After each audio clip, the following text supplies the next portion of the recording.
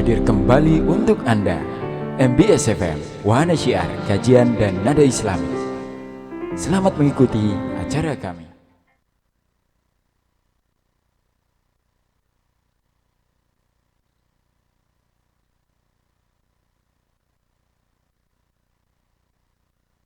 Wa ala alihi wa sahbihi wa man tabi'ahum bi ihsan ila yaumiddin, amma ba'du. Para sahabat MBS dimanapun Anda berada, saya ucapkan Assalamualaikum warahmatullahi wabarakatuh. Pada kesempatan kali ini, Sabtu edisi minggu ini, berjumpa lagi dalam kajian hadis disiarkan langsung dari Pondok Pesantren Mawasolihin Radio MBS.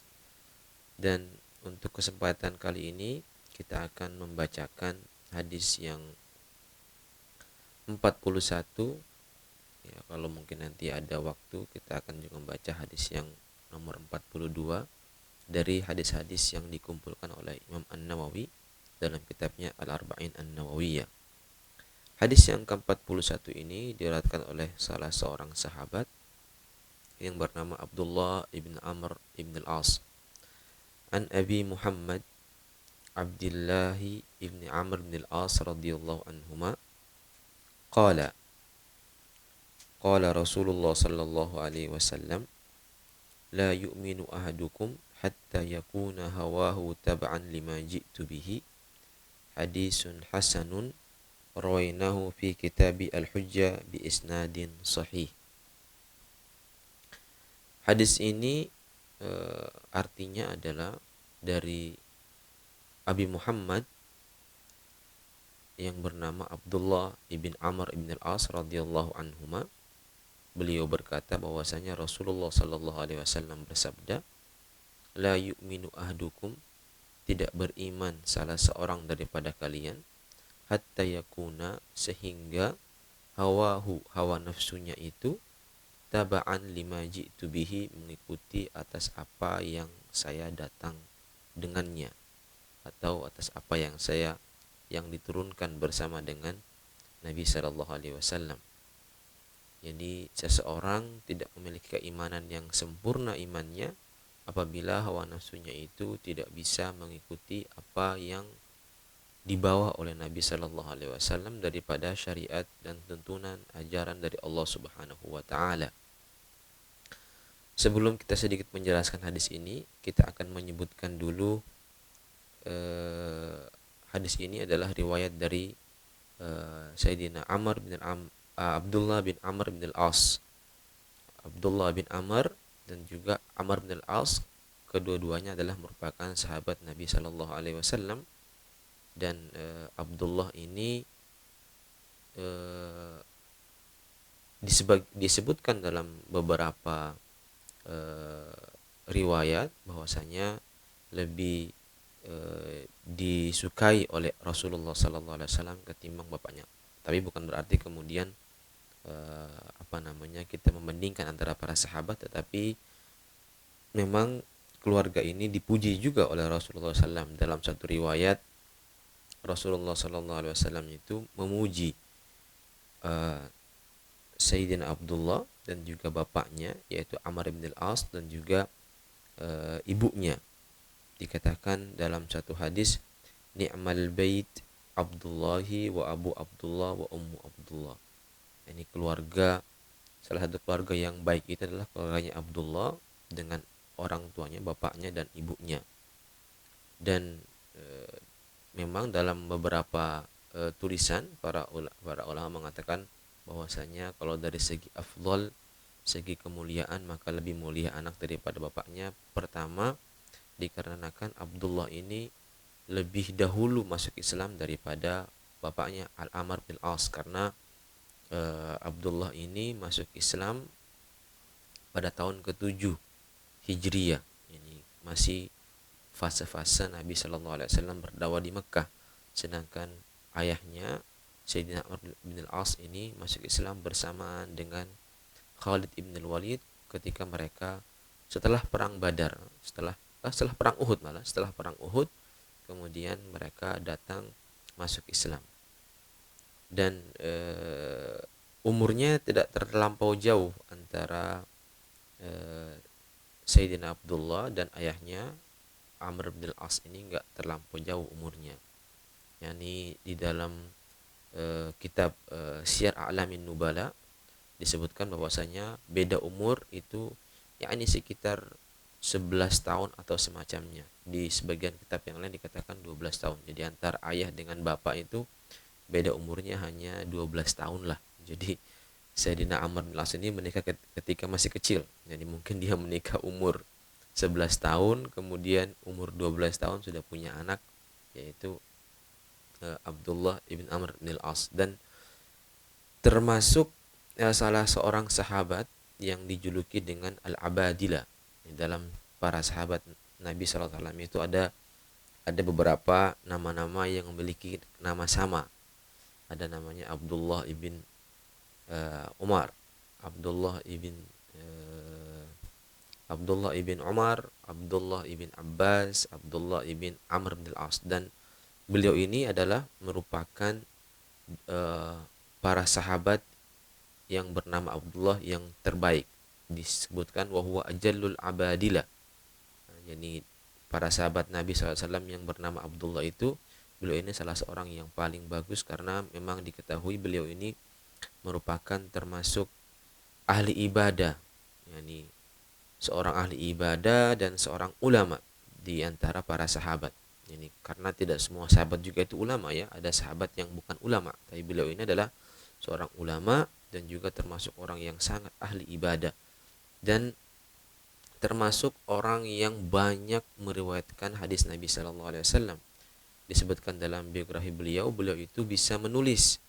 Jadi dari kecil sudah orang terpelajar, bisa menulis karena ketika itu juga banyak para sahabat yang tidak bisa menulis, tapi mengandalkan kekuatan hafalan. Tetapi beliau bisa menulis, bahkan beliau pernah memohon izin kepada Nabi Sallallahu Alaihi Wasallam untuk menulis segala hadis yang diriwayatkan yang beliau dengar dari Nabi Sallallahu Alaihi Wasallam, baik dalam keadaan marah atau tidak marah, dan Nabi pun mengizinkannya. Dan beliau juga ini dalam sebagian tarajum, dalam sebagai kitab sejarah disebutkan beliau tidak hanya bisa berbicara menggunakan bahasa Arab, tapi juga beliau bisa berbicara berbahasa Suryania. Dan bahkan Abu Hurairah sendiri itu berkata bahwasanya tidak ada seseorang yang menghafal lebih banyak hadis lebih dari saya kecuali Abdullah ibn Amr ibn Al-As, karena fa'innahu yaktubu wa kuntulah aktubu. Alasannya Abu Hurairah karena Sayyidina Amr bin Al-As ini bisa menulis sedangkan saya tidak bisa menulis. Dan tetapi untuk hadis yang sampai pada kita yang dibukukan itu hanya sekitar 700 hadis yang diriwayatkan oleh Amr bin Al-As, dan yang diriwayatkan oleh Imam Bukhari dari 700 hadis ini hanya ada sekitar 8 hadis yang diriwayatkan oleh Imam Bukhari, dan ada sekitar 20 hadis yang diriwayatkan oleh Imam Muslim, dan yang muttafaq alaihi ada sekitar 17 hadis saja. Tetapi karena memang susah untuk mendapatkan hadis dari beliau ini, sehingga kemudian hanya sedikit saja hadis yang sampai kepada kita karena sanadnya susah. Jadi hanya sedikit hadis yang sampai pada kita. Ya, mungkin beliau menyampaikan tetapi kemudian sanadnya sampai kepada kita susah sekali, sehingga kemudian tidak banyak tersampaikan pada zaman ini. Jadi sampai ketika masa-masa penulisan hadis yang bisa dikumpulkan dari beliau hanya sekitar 700 hadis, padahal beliau termasuk orang yang menghafal ribuan hadis daripada Nabi Shallallahu Alaihi Wasallam. Dan beliau ini meninggalnya ada yang bilang beliau meninggal di Mekah, ada yang bilang beliau meninggal di Taif, ada yang bilang beliau meninggal di Syam. Ada beberapa riwayat dalam masalah ini, dan salah satu hadis yang terkenal adalah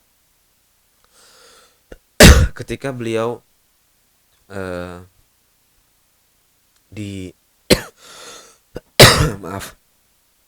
ketika beliau itu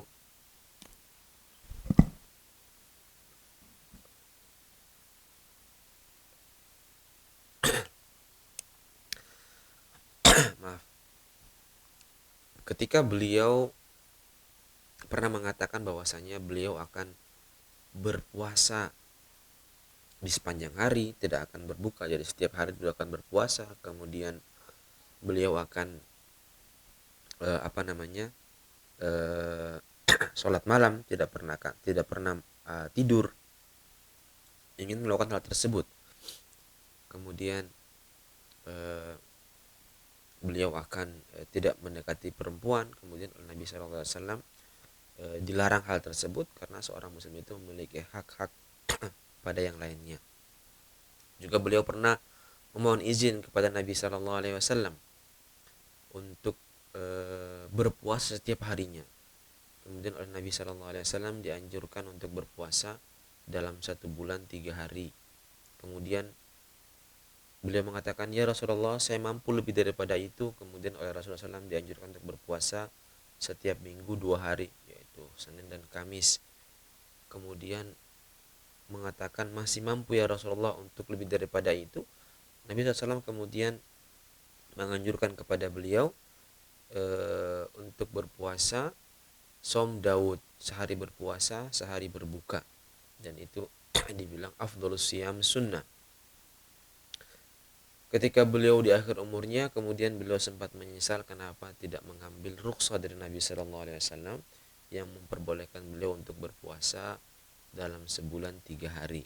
Karena beliau itu meninggal dalam keadaan lemah. Ini ruya bahwasanya beliau itu meninggal, umur beliau itu ada yang mengatakan 72, ada yang mengatakan 92. Al-Hasab khilaf riwayat, dan beliau di akhir umurnya itu tidak dapat melihat. Itu adalah perawi hadis ini, Sayyidina Abdullah ibn Amr bin Al-As. Kenapa saya sedikit menceritakan? Karena sebelum-sebelumnya ketika ada perawi yang belum kita ketahui, ya kita ketahui sedikit daripada perawi tersebut. Nah, untuk Sayyidina Abdullah bin Amr bin Al-As ini baru saat ini ada hadis yang disebutkan oleh Imam An-Nawawi, maka kita sebutkan sekarang sedikit daripada biografi beliau. Nabi SAW bersabda, la yu'minu ahadukum hatta yakuna hawahu tab'an lima ji'tu bihi. Rasulullah SAW itu bersabda bahwasanya kalian tidak beriman dengan iman yang sempurna. Di sini la yu'minu bukan arti keluar daripada keimanannya, tapi di sini adalah maksudnya adalah tidak beriman secara sempurna sehingga kemudian hawa nafsunya itu mengikuti daripada syariatku, daripada ajaranku, daripada apa yang diajarkan oleh Nabi SAW kepada kita semua. Kata hawa dalam bahasa Arab itu diartikan adalah hawa nafsu. Hawahu ay hawa nafsu. Tetapi sebenarnya penggunaan kata hawa ini dalam bahasa Arab itu bisa memiliki 3 penggunaan. Hawa dalam bahasa Arab itu bisa berarti nafsu yang tidak baik, hal yang tidak baik, sebagaimana maksud daripada beberapa ayat, ya, wa amman khafa maqama rabbih wa nahan nafsa 'anil hawa. Dia bisa mengekang dirinya dari hawa nafsu, itu hawa nafsu yang buruk maksudnya, ya.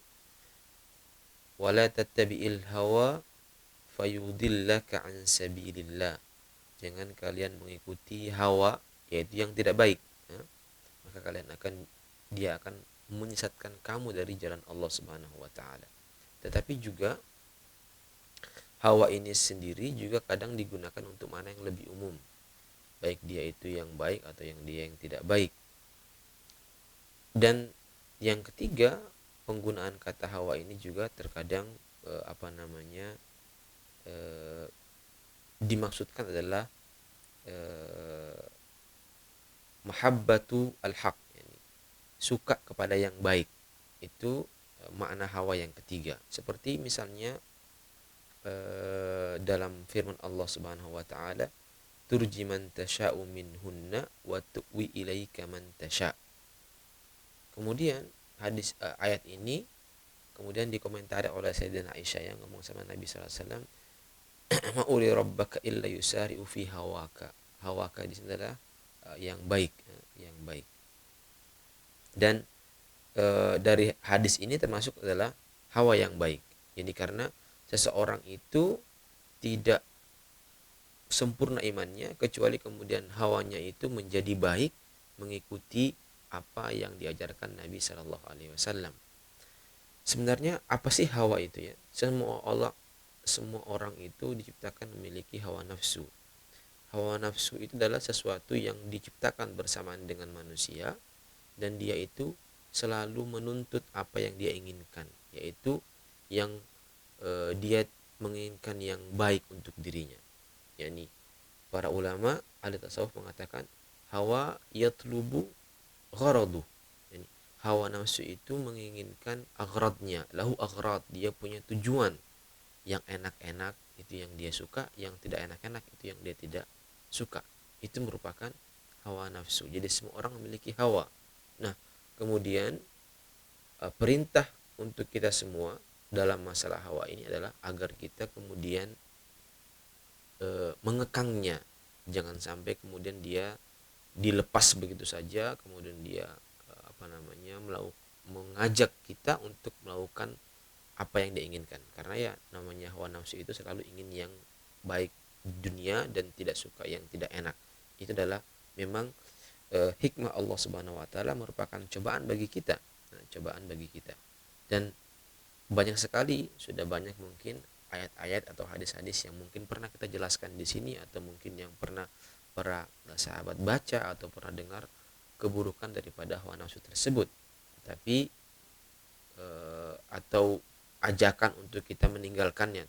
Maksudnya adalah bagaimana cara kita mengekang, karena memang hal tersebut tidak bisa terlepas dari kita.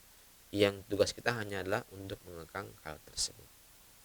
Dan di sini Nabi Shallallahu Alaihi Wasallam menjelaskan kepada kita bahwasanya seseorang itu apabila ingin beriman dengan iman yang sempurna, maka hawa nafsunya itu harus menjadi baik, harus bisa mengikuti apa yang diajarkan oleh Nabi Shallallahu Alaihi Wasallam daripada syariat Nabi Shallallahu Alaihi Wasallam.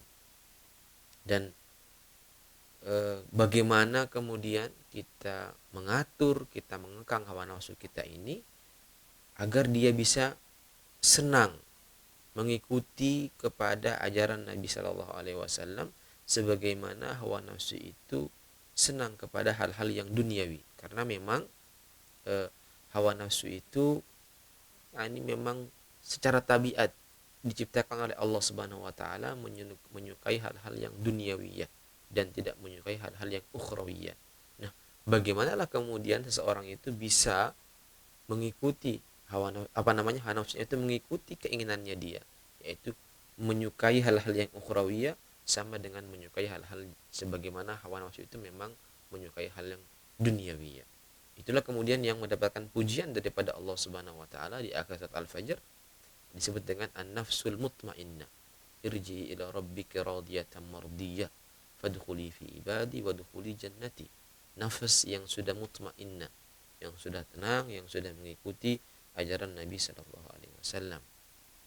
Tentunya ini tidak gampang, dan itu adalah harus dimujahadah. Semuanya itu butuh perjuangan, butuh jihad dari diri kita sendiri. Bagaimana kita mengekang daripada hawa nafsu kita ini. Makanya dikatakan berpuasa itu adalah sebuah jihad, karena kita berusaha untuk mengekang hawa nafsu kita agar bisa tunduk kepada ajaran Allah Subhanahu wa taala dan ajaran Nabi Shallallahu Alaihi Wasallam. Dan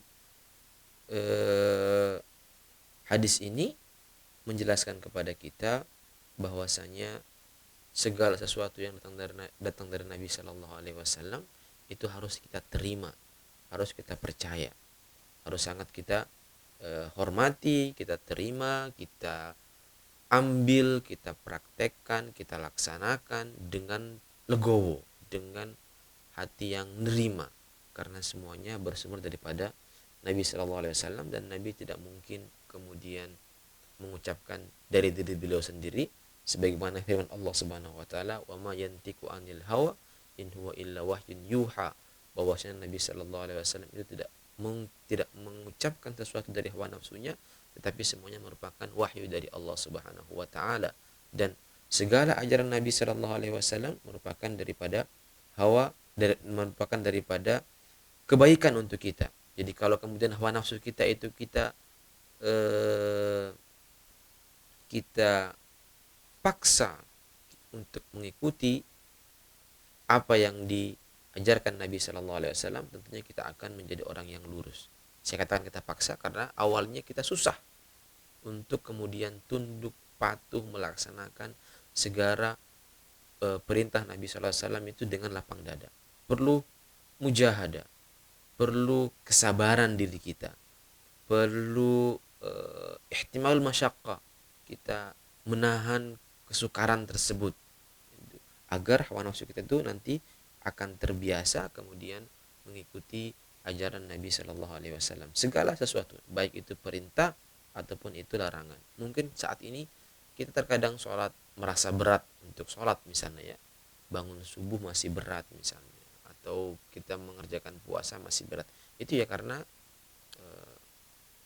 kalau kita terus mujahadah, kita paksa hawa nafsu kita ini untuk kita latih terus ya, agar kemudian dia bisa mengikuti kemauan kita untuk beribadah kepada Allah Subhanahu wa taala, memperbaiki hati kita agar sesuai dengan tuntunan dan ajaran Nabi Shallallahu alaihi wasallam. Dan hadis ini merupakan salah satu hadis ya yang memungkasi daripada kitab Al-Arba'in An-Nawawiyah, karena dalam awalnya ini kan Imam Nawawi beliau akan menyebutkan judulnya saja kitab ini Al-Arba'in atau 40 ya. Jadi beliau mengatakan akan menyebutkan hadis, ada 40 hadis yang akan beliau sebutkan, hadis yang bisa menjadi pedoman dalam keseharian kita. Tapi setelah itu kemudian beliau tambahkan, ada 2 hadis yang beliau tambahkan, termasuk hadis ini adalah hadis yang bernomor 41, itu tambahan daripada 40 hadis, karena mungkin beliau melihat bahwasanya hadis ini itu merupakan hadis yang bisa mengumpulkan semua hadis-hadis yang beliau sebutkan sebelumnya. Karena Nabi Shallallahu Alaihi Wasallam itu datang dengan kebenaran, datang dengan agama yang benar, dan tidak ada agama yang diterima di sisi Allah Subhanahu Wa Taala selain agama Islam sesuai dengan keyakinan kita. Dan kalau kita ingin mentafsirkan apa itu agama, ya kita akan mentafsirkan dia sebagai al-iman, al-islam, nasihat kepada Allah, kepada Rasulnya, kepada kitab-kitab Allah Subhanahu Wa Taala, kepada semua manusia, baik itu awam atau pemimpinnya, sesuai dengan hadis yang pernah kita jelaskan. Apa itu istiqamah misalnya, dan segala hal-hal yang kita sebutkan sebelumnya itu termasuk adalah maja'a bihin Nabi Sallallahu Alaihi Wasallam, adalah semua ajaran Nabi Sallallahu Alaihi Wasallam. Jadi hadis-hadis yang kita pernah sebutkan itu semuanya terangkum dalam hadis ini. Makanya kemudian beliau ingin menjadikan pungkasan daripada kitabnya beliau oleh hadis ini. Kalau misalnya kita ingin mentafsirkan makna lima ji'tu bihi, sesuatu yang aku bawa, kata Nabi Sallallahu Alaihi Wasallam, merupakan takwa. Kalau kita ingin tafsirkan dengan makna takwa juga semacam itu. Takwa itu adalah kita melaksanakan segala perintah Allah Subhanahu Wa Taala dan Rasulnya, dan kita menjauhi segala larangan Allah Subhanahu Wa Taala dan Rasulnya. Dan itu mencakup segala semuanya, Islam, iman, istiqomah, taubah, dan segala sesuatu yang disebutkan sebelumnya, hadis-hadis yang disebutkan sebelumnya. Apabila kemudian seseorang memiliki hawa nafsu, hawa yang sudah mengikuti daripada ajaran Nabi Sallallahu Alaihi Wasallam, baik itu agama Nabi atau ketakwaan Nabi Sallallahu Alaihi Wasallam, maka kemudian orang tersebut sudah dianggap memiliki iman yang sempurna. Lawan daripada itu, kalau orang berpaling 180 derajat daripada ini semua, itu yang disebut dengan orang yang tidak beragama Islam atau orang yang kafir, karena dia mengingkari semua yang datang dari Nabi Shallallahu Alaihi Wasallam, baik itu berupa Islam, berupa iman, tidak beriman. Ada yang di tengah-tengah, dia beriman tetapi setengah-setengah, dalam segi iman dia mengikuti Nabi Sallallahu Alaihi Wasallam, mungkin dari segi yang lainnya dia meninggalkan Nabi Sallallahu Alaihi Wasallam. Itu ada dua kemungkinan. Imma dia orang yang setengah-setengah ini, ada dua kemungkinan. Ada yang kemudian tadi yang pertama ikut dalam masalah iman, tetapi kemudian dalam masalah yang lainnya dia tidak mengikuti Nabi Sallallahu Alaihi Wasallam, merupakan orang fasik. Adapun kalau kebalikannya, dia mengerjakan amal ibadah saja tapi kemudian di hatinya tidak beriman kepada Nabi Sallallahu Alaihi Wasallam, berarti dia adalah orang yang munafik. Dan ini sebaiknya atau seyogyanya seorang muslim itu harus kemudian semuanya mengikuti Nabi Sallallahu Alaihi Wasallam, baik dalam segi keimanan, dalam segi ibadah, dalam segi tindak tanduk dan segalanya. Itu adalah dia mengikuti Nabi Sallallahu Alaihi Wasallam dengan perasaan legowo, lapang dada, tidak mengerjakan itu dengan terpaksa. Nah, itu adalah salah satu tanda seseorang itu adalah memiliki iman yang telah sempurna. Dan hadis ini sebenarnya sama ya dengan salah satu ayat. Suatu ketika ada persengketaan antara Sayyidina Zubair ibn al-Awwam dengan salah seorang di Madinah ketika itu, yaitu karena Sayyidina Zubair ini kebunnya itu dekat dengan air, kemudian tetangga kebunnya itu di belakang kebun Sayyidina Zubair. Ketika itu kemudian Sayyidina Zubair itu membuka jalan agar air itu masuk ke kebunnya dulu sebelum datang ke kebun tetangganya. Jadi tetangganya itu belum dapat air, Sayyidina Zubair kemudian mendapatkan air dulu. Terjadilah persengketaan karena si orang tersebut itu ingin juga airnya langsung dialirkan ke kebunnya dia. Sebagaimana kita ketahui, hak seorang muslim ketika dia lebih dekat ke mata air, maka dia berhak, memiliki hak ya untuk mendapatkan pengairan sampai batas mata kaki, kemudian barulah kemudian dialirkan kepada tetangga kebunnya, karena kan air tersebut harus melewati kebun Sayyidina Zubair. Terjadilah kemudian persengketaan antara orang tersebut sampai mereka berdua mengangkat permasalahan tersebut kepada Nabi Shallallahu Alaihi Wasallam. Kemudian Nabi Shallallahu Alaihi Wasallam ketika itu memutuskan bahwasanya Sayyidina Zubair boleh membuka mata airnya, menutup mata air yang ke tetangganya itu sampai kemudian setelah air itu sampai ke mata kaki, barulah kemudian dibuka agar air itu kemudian mengalir ke tetangga kebun tersebut. Dan kemudian orang yang bersengketa dengan Sayyidina Zubair itu kemudian mengatakan, ya Rasulullah, apakah kau memutuskan hal itu dikarenakan dia merupakan sepupumu misanan ya, karena Sayyidina Zubair itu ibunya adalah Sayyidah Sofia binti Abdul Muttalib ya, karena sebagaimana diriwayatkan Nabi SAW itu memiliki beberapa bibi atau saudara daripada ayah beliau ya. Ada Sayyidah Sofia, ada Sayyidah Arwa, ada Sayyidah Atika, dan yang tidak ada khilaf bahwasanya bibi beliau yang masuk Islam adalah ibu daripada Sayyidina Zubair ini ya. Sayyidina Zubair bin Awam, ibunya itu enggak ada khilaf antara para ulama bahwasanya bibi yang bernama Sofia ini adalah merupakan muslimah, bibi daripada Sayyidah Sofia, Sayyidah Zubair.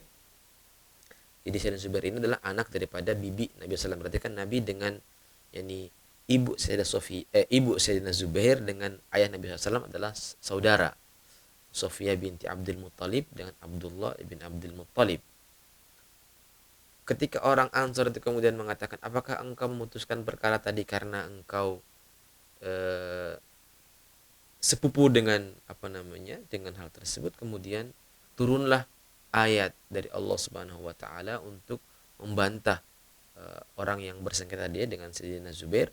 Fala wa rabbika la yu'minuna hatta yuhaqqimuka fima syajara bainahum. Fala wa rabbika, sumpah demi Allah Subhanahu wa taala dan demi zatnya yang maha tinggi, la yu'minuna, mereka tidak beriman dengan iman yang sempurna sehingga mereka menjadikanmu sebagai hakim fima syajara bainahum, dari apa yang terjadi di antara mereka tentang persengketaan tadi ya. Jadi itu merupakan bentuk pengagungan ya, bentuk penghormatan yang Allah Subhanahu wa taala berikan kepada Nabi Shallallahu Alaihi Wasallam, dan kita sebagai umatnya harus kita beradab dengan Nabi Shallallahu Alaihi Wasallam.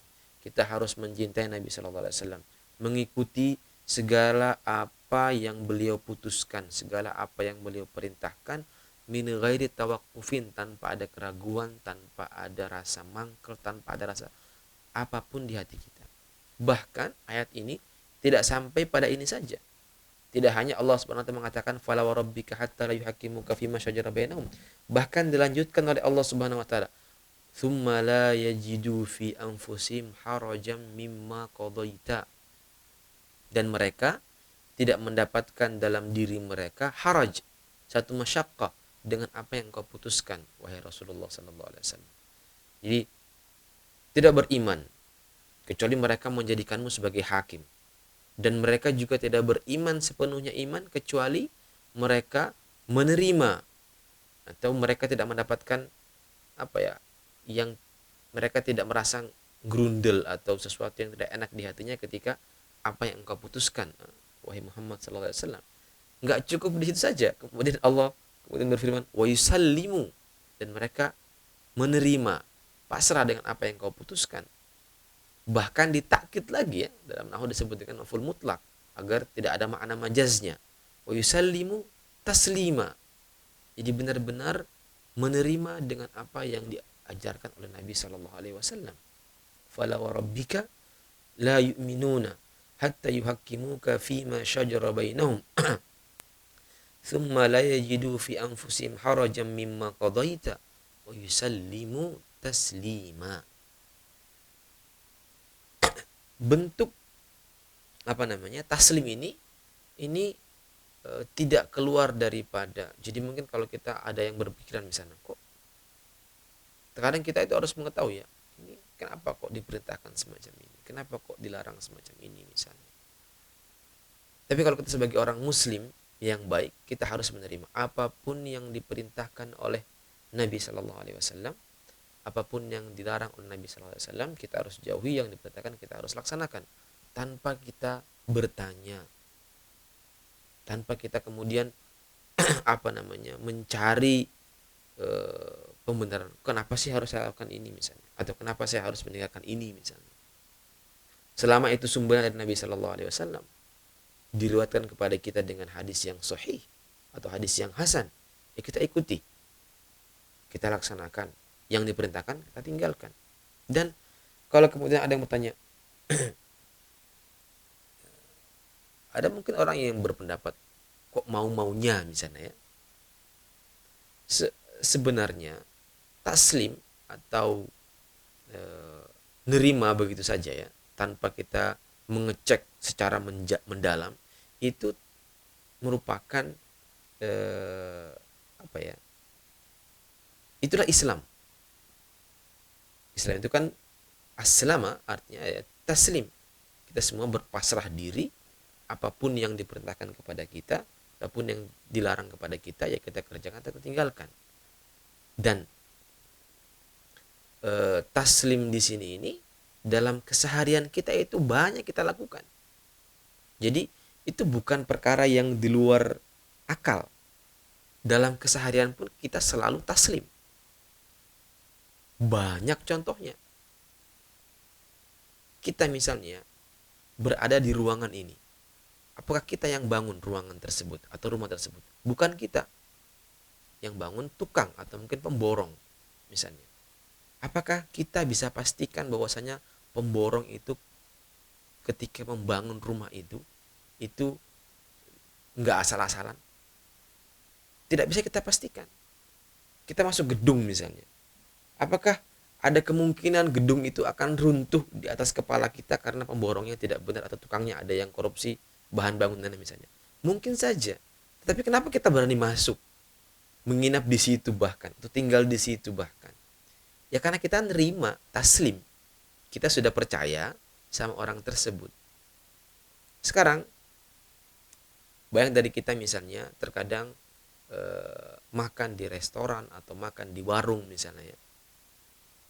Mungkin nggak misalnya pemilik warung itu kemudian menaruh yang tidak baik di makanan itu? Racun kah atau apakah? Mungkin saja. Tapi kenapa kemudian kita beli, kita bayar bahkan untuk kita makan? Kita sudah taslim. Kita sudah percaya dengan apa yang disuguhkan sama kita. Zaman sekarang banyak transportasi online. Kita misalnya menyewa mobil Grab atau yang semacamnya ya, taksi online atau ojek online misalnya. Atau kita naik pesawat misalnya, naik kereta atau naik bus. Kita kan itu taslim, pasrah dengan apa yang dilakukan oleh supirnya. Kita kan tidak mengecek apakah supir atau pilotnya atau mungkin masinisnya atau supir ojeknya itu misalnya orang yang ada masalah di otaknya misalnya, sehingga kemudian dia bisa menjadi gila menabrakkan kita kemana yang diinginkan. Kan enggak. Kita percaya dia akan membawa kita kepada tujuan kita. Jangankan itu ya, terkadang kita hanya percaya kepada aplikasi ya. Google Map itu kan, kalau kita kemana, oh kita mau ke tempat, kita tulis tujuannya, kemudian kita diarahkan belok sini, belok sini, belok sini, kan kadang juga nyasar. Itu kan bentuk taslim kita. Nah, kalau untuk hal-hal semua itu bisa kita taslim, bisa kita percaya tanpa kita selidiki lebih mendetail, kepada tukang warung, kepada supir, kepada tukang bangunan, bahkan kepada benda mati, kenapa kok kemudian tidak bisa kita taslim kepada Rasulullah Sallallahu Alaihi Wasallam? Kenapa kok kita tidak bisa percaya 100% tanpa kita perlu mengetahui detail masalahnya? Kenapa kok yang ini bisa kita percaya, kenapa Rasulullah SAW tidak bisa? Padahal kita meyakini bahwasanya Rasulullah Sallallahu Alaihi Wasallam merupakan utusan Allah Subhanahu Wa Taala. Dan dalam Al-Quran disebutkan, wa ma yantiqu anil hawa in huwa illa wahyun yuha. Jadi semua tuntunan Nabi Sallallahu Alaihi Wasallam, semua ajaran Nabi Sallallahu Alaihi Wasallam harus kita terima dengan mentah-mentah. Kalau bisa kita terima terhadap supir tadi atau apa saja dalam keseharian kita, itu semuanya kita terima tanpa kita perlu untuk mencari detailnya, misalnya di balik ini ada apa atau. Tetapi kenapa kok kemudian untuk Nabi SAW tidak bisa? Kita sebagai seorang mukmin, agar kemudian kita sampai pada derajat keimanan yang lebih tinggi, tentunya juga kita harus bisa semacam itu. Kita harus bisa menerima segala apapun yang disampaikan oleh Nabi Sallallahu Alaihi Wasallam. Nabi mengajak kita sholat, puasa, zakat. Nabi mengatakan ini tidak diperbolehkan, diharamkan, kita tinggalkan. Tanpa perlu kemudian kita harus mengetahui hikmah atau dan sebagainya misalnya. Mengetahui itu boleh-boleh saja, tidak dilarang. Tetapi kita sebagai seorang muslim, selama itu datang dari Nabi Sallallahu Alaihi Wasallam, kita ambil, kita percayai, kita pakai. Larangan kita tinggalkan. Itu agar kemudian kita memiliki iman yang bisa sempurna di sisi Allah Subhanahu Wa Taala. Dan tentunya juga apa yang beliau sampaikan di sini ini sesuai dengan hadis-hadis yang sebelumnya, bahwasanya Nabi SAW itu pernah bersumpah, walladzi nafsi biyadihi, demi Allah, la yu'minu ahadukum hatta akuna habba ilaihi, tidak beriman seseorang daripada kalian itu dengan sempurnanya keimanan sampai saya menjadi orang yang paling dia cintai, min nafsihi, dari dirinya sendiri, wa waladihi wa ahlihi wan nasi ajma'ina, dari dirinya sendiri, anaknya, keluarganya, dan seluruh manusia. Jadi seseorang yang harus paling kita cintai bahkan dari diri kita sendiri adalah Rasulullah Sallallahu Alaihi Wasallam. Bagaimana bentuk kecintaan itu? Dengan mengikuti daripada Nabi Sallallahu Alaihi Wasallam. Jadi kita mencintai Allah Subhanahu Wa Taala, mencintai Nabi Sallallahu Alaihi Wasallam dengan mengikuti segala ajaran daripada Rasulullah Sallallahu Alaihi Wasallam. Ini satu ketika Sayyidina Umar itu mengatakan, ya Rasulullah, engkau adalah orang yang paling saya cintai dari semua, kecuali daripada diri saya sendiri. Saya lebih cinta diri saya daripada Rasulullah SAW. Kemudian Nabi bertanya, hatta min nafsika, harus engkau mencintai saya itu lebih daripada engkau mencintai dirimu sendiri. Ketika kemudian Sayyidina Umar berpikir, kemudian wala hatta min nafsi ya Rasulullah, saya lebih mencintai engkau ya Rasulullah lebih daripada saya cintai diri saya sendiri. Al-ana ya Umar, ketika itu Nabi SAW mengatakan, sekarang baru kemudian imanmu itu menjadi iman yang sempurna. Maka banyak riwayat kemudian para sahabat itu membela Nabi SAW, bahkan dari keluarganya. Diriwayatkan bahwa Sayyidina Abu Bakar itu mencari anaknya sendiri, Abdurrahman, ketika itu belum masuk Islam, pada saat perang Badar, ingin dibunuh demi untuk membela Rasulullah SAW. Para sahabat tidak ragu untuk mengorbankan dirinya, karena bagi mereka keselamatan, kecintaan kepada Nabi SAW itu lebih daripada yang lainnya. Jadi tidak heran kalau kita sebagai umat Islam itu sangat mencintai Rasulullah SAW. Terkadang orang yang sering melakukan maksiat, tapi ketika nabinya diusik, nabinya dihina, dia langsung akan orang terdepan membela Rasulullah SAW.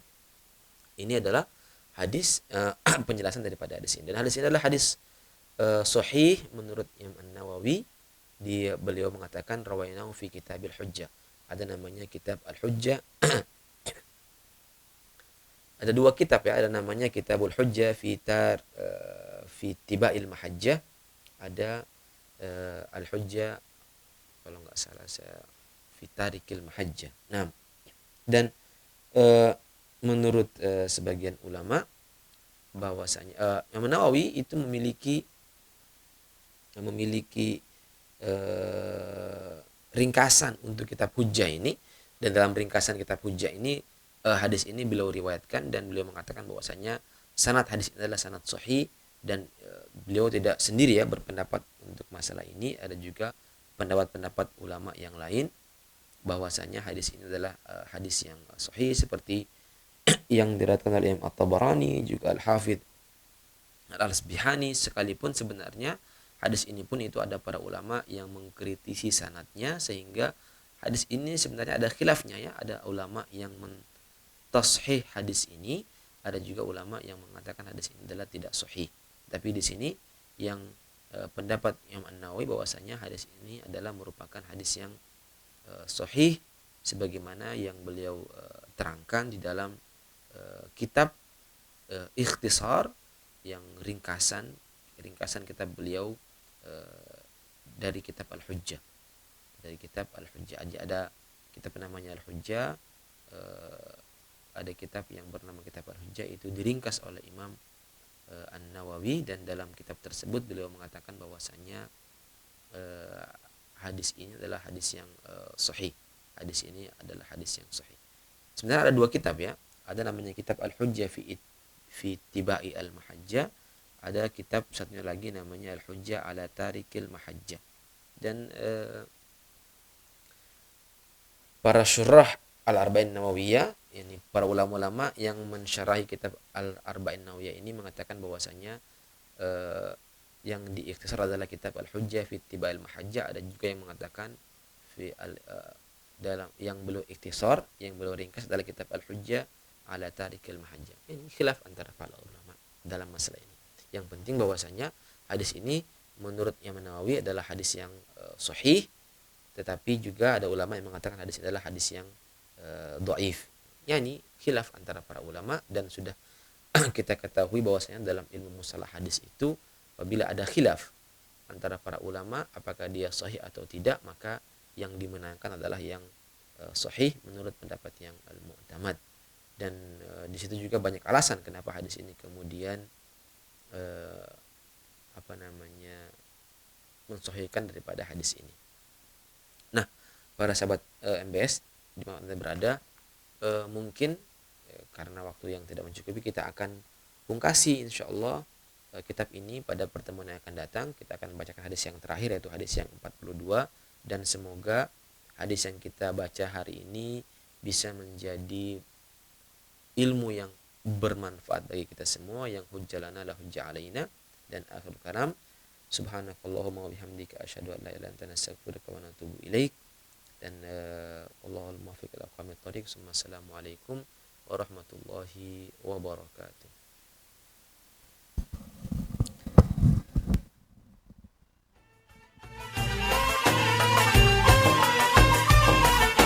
يا آل بيت النبي السيد العربي لكم مددت يدي ففرج كربي.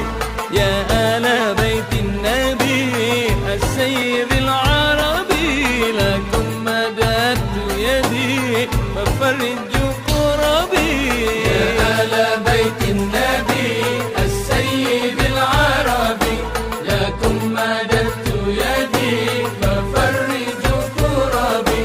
يا آل بيت النبي السيد العربي لكم مددت يدي ففرج كربي. يا عزة ظهرت في رحمة نشرت. يا عزة ظهرت في رحمة نشرت على القلوب بفائد الجود والمدد. يا آل بيت النبي السيد العربي لكم مددت يدي ففرج كربي.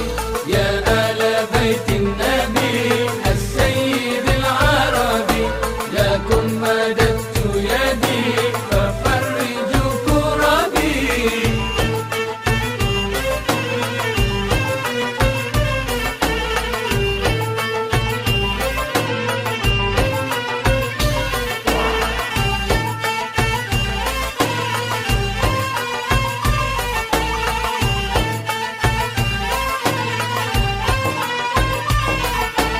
السعد من خدمي ما دمت خادمكم. السعد من خدمي ما دمت خادمكم. والبسط حالي والأفراح طوع يدي. يا آل بيت النبي